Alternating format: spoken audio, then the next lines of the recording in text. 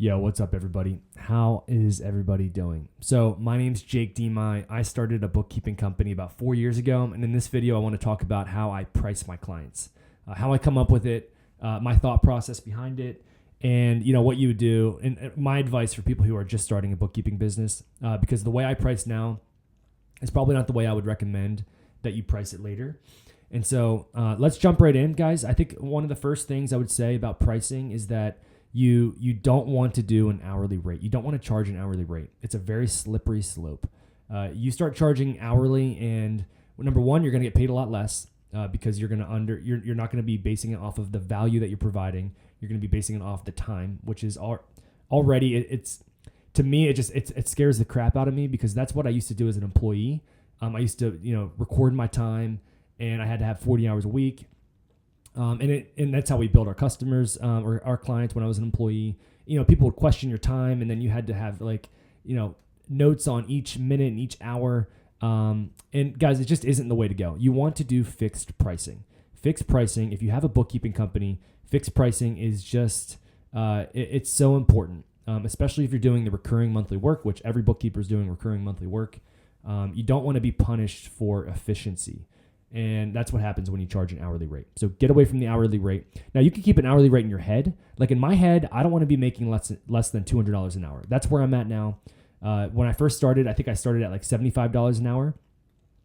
And so if you're just starting a bookkeeping business, one big piece of advice I'd give you is that I wouldn't recommend shooting for the stars in the beginning.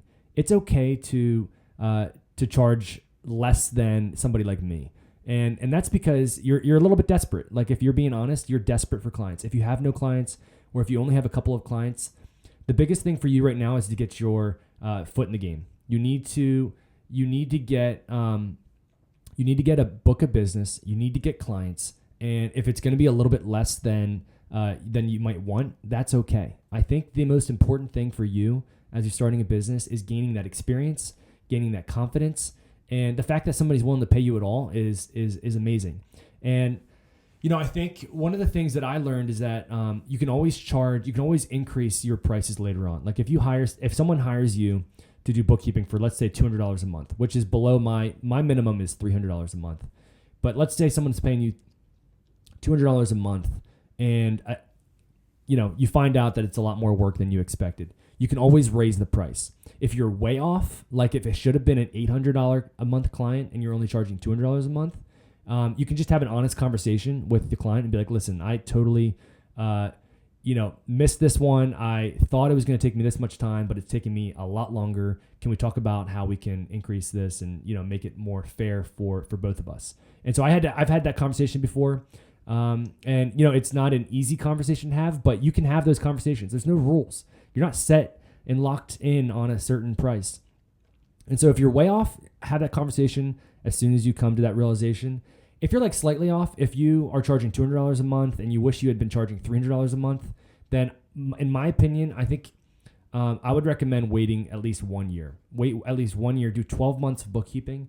And then after that 1 year, have another honest conversation with them and talk to them about how how much time it takes you and why you think the price needs to be increased.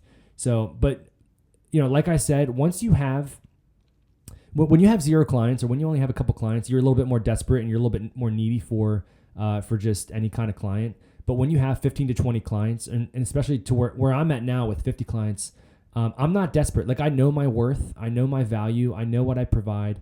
I've provided so many estimates before, and so now I can confidently price. But for you in the beginning, like, you don't have that confidence necessarily, and undercharging is fine. And so, guys, let me jump in on exactly what I do for my pricing. So I charge a fixed price, like I said, and the lowest, my minimum is $300 a month, and that's basically what I charge for a very simple business. That's that's very minimal accounts receivable, no accounts payable. It's just cash basis, like 100 transactions per month, a couple, maybe one bank account and one credit card, simple chart of accounts. Like, that's my $300 a month client.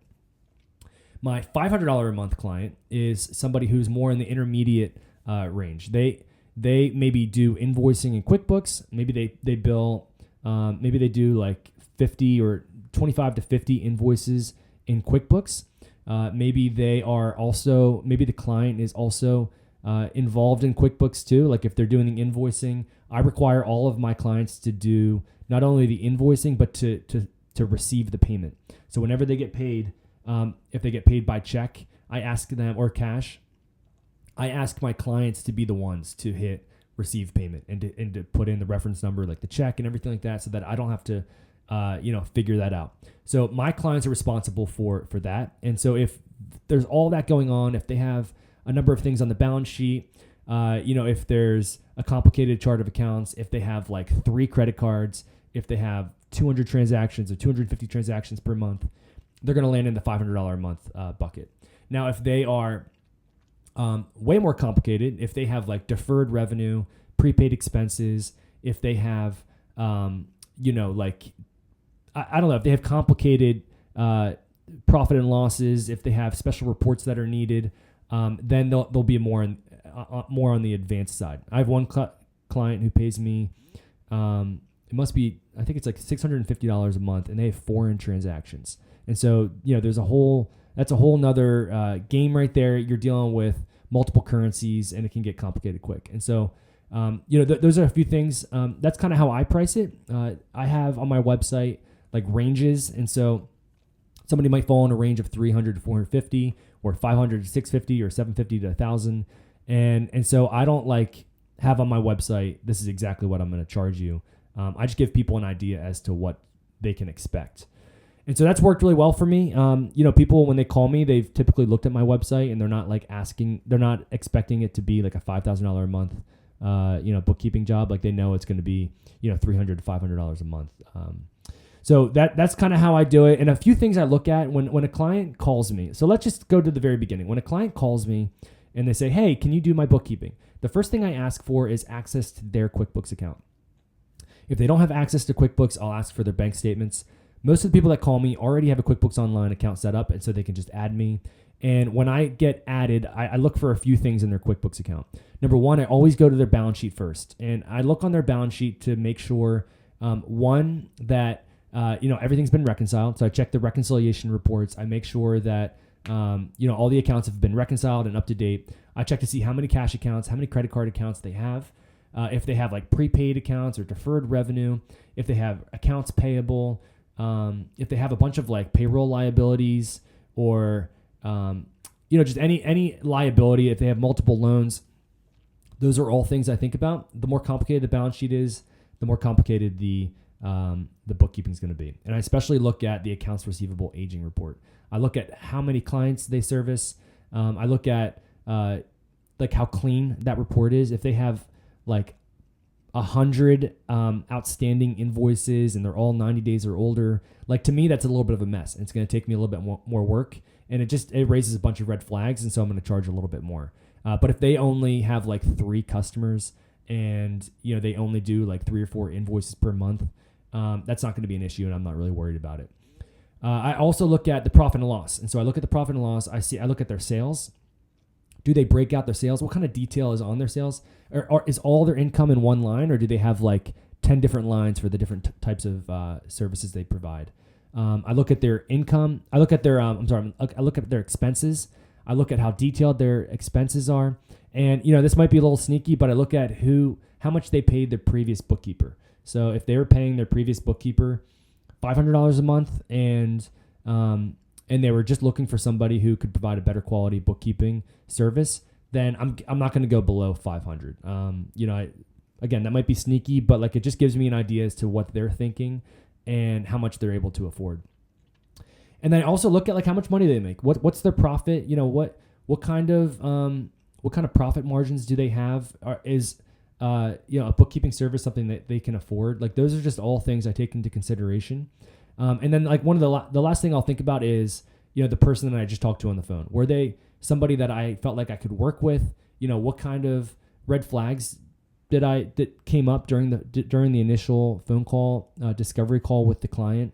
Because if they're going to be difficult to work with, then honestly, I'm going to have to raise the price. If they're going to be needy, if they're going to be complaining about a bunch of things, like either I don't want to work with them or I'm going to have to raise the price to to a point where like it, that if they say no, like that's okay. So that's kind of how I do the pricing. Again, guys, I wish I had a formula. I wish I had like a calculator to give you guys, but to me, it's so personalized. And once you, provide a few quotes, once you do the pricing for a few clients, you'll get the feel for it and you'll get more confident. And eventually you'll find like where you want your clients to land.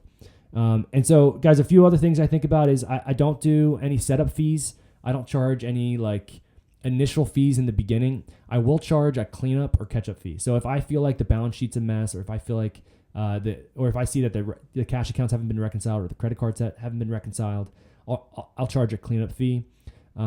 If they haven't done any bookkeeping for the past few months, I'll charge a catch up fee. My catch up fee, if no bookkeeping has been done whatsoever, I charge a catch up fee of 75% of whatever my monthly amount is going to be. So if it's $300 a month, then I'm going to charge, whatever 75% of $300 a month is times the number of months. And so if they have 8 months to go, that might be like $1,500. I don't even know. That's way off. But you know what I mean? Like typically my catch up fees range like around this time in like September, October, we're looking at like $1,500 to $2,000 of catch up fees for people that haven't done any bookkeeping from the beginning of the year. And then a couple other things, guys, is I accept payments through Ignition now. I use a platform called Ignition. So whenever somebody reaches out to me for bookkeeping, I provide my proposal through the Ignition platform. It's awesome. I highly recommend it to anybody who has more than 20 clients, 20 recurring monthly clients. If you don't have any clients yet, then I would just send out invoices through QuickBooks. You can create a simple invoice. And if you want to do like recurring, if you want your clients to pay you on a recurring basis, you can set up a recurring sales receipt in QuickBooks, and you can enter the client's payment information, like their credit card or ACH information, into QuickBooks, and QuickBooks will have a recurring. They'll pull the amount on a recurring basis on whatever day you want them to pull it. So QuickBooks has it, but it is a little bit complicated in the beginning, because what I did in the beginning before I bought the Ignition platform was I would send each of my clients like a credit card or ACH like with withdrawal form, and so they would fill it out with that information. I would usually send it to them via Dropbox is what I use, Dropbox Sign, and they would fill it out, and then they would send it back to me, and then I would put in their credit card information so that I would get paid. So guys, that's a little bit about the pricing. I honestly, pricing is still something I am kind of tweaking and adjusting. Like a few other things that I do or that I'm thinking about doing is adding like additional optional add-on fees. So one add-on feature that I recently added was like a financial insight video from me. So on a monthly basis, if a potential client wants like my commentary on their financials, what I'll do is I'll provide like a Loom video for them that I'll send to them via email with all my thoughts on their profit and loss, balance sheet, things that I'm seeing, ways that they can save money, opportunities that they might not have been aware of. Those are all things I point out in the Loom videos. So I charge a 15% fee for that. So if it's like $300 a month, it's going to be like $50 a month for this Loom video. And then I also have an add-on fee for like if they want an expedited delivery of their financials. So if they want their financials delivered within 5 business days after the close of the month, then I will charge an additional fee. Again, it depends. I think it's around 20 to 25% of the total fee. And so, but it does depend on how complicated the business is, whether I think it's feasible to get it done in that amount of time or not. But guys, that's my pricing. Hopefully that was helpful to you guys. If you have any questions, feel free to ask them in the comments. Sorry, I'm a little under the weather today. I'm not really sure why. It might be allergies. I also got this cool bamboo plant. I'm not sure if you guys like that. I built this box myself with a bunch of 2x2s. It was a fun little project I did it with my kids. And I had this bamboo in my backyard that I was able to dig up and put in this box. So it adds a little bit of dimension to this room. It also just looks kind of cool. So, all right, thanks guys, appreciate it.